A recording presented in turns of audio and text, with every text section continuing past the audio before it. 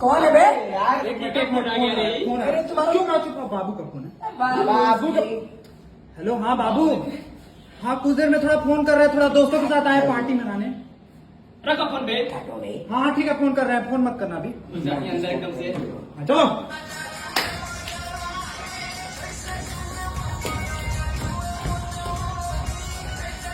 अरे इसका फोन आ गया।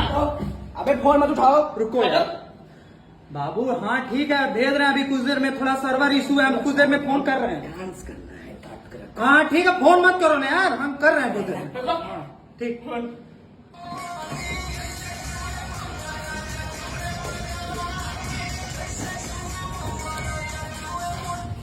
तेरी भाभी की हेलो। अरे यार तुम लड़कियों की चूतिया हो यार।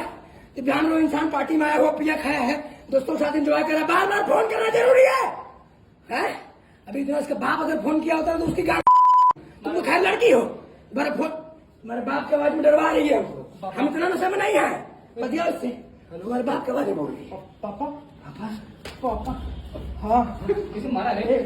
जब बाहर बतिया हम लोग डांस करने दो, एक दूसरे का गाना लगाओ।